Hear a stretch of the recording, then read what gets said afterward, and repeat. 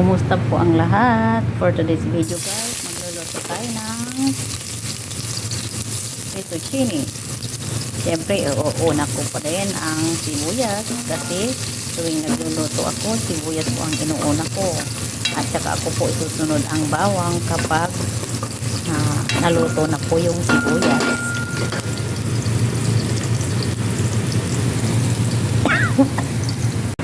Yan, ilalagay na po natin ang ating bawang.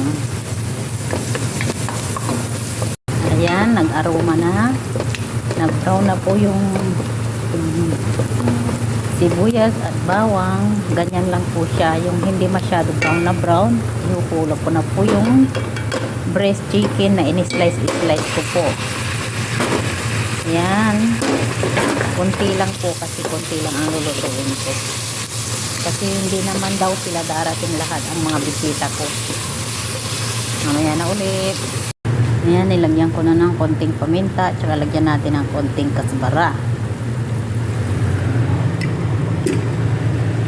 Gagawa po ako ng shorba.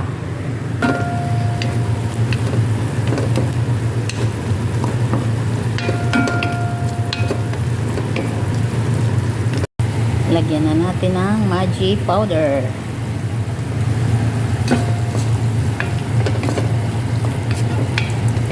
Kumukulo na po yung tubig ng paglalagaan natin ng noodles. So, kaya ilalagay na po natin ang kanyang noodles.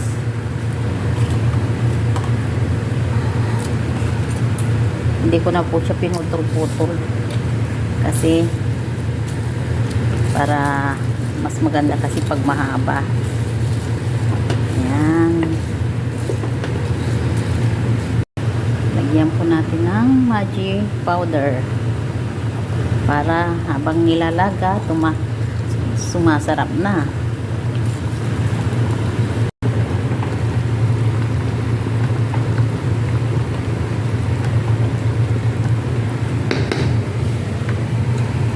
Kaliwat kanan ang ating trabaho.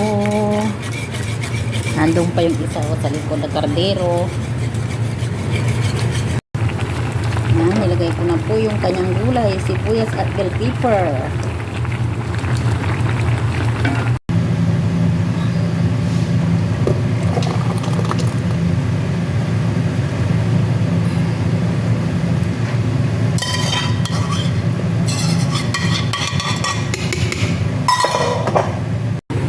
Ito na po yung sauce ng ating carbonara. Nilagyan ko ng kunting tomato paste po para may kunting kulay po siya. Hindi po puting-puti.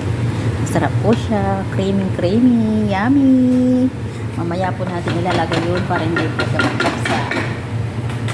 Ito po yung mansaf na tira kahapon. Pinapainit ko po siya para makain po at hindi po siya masayang.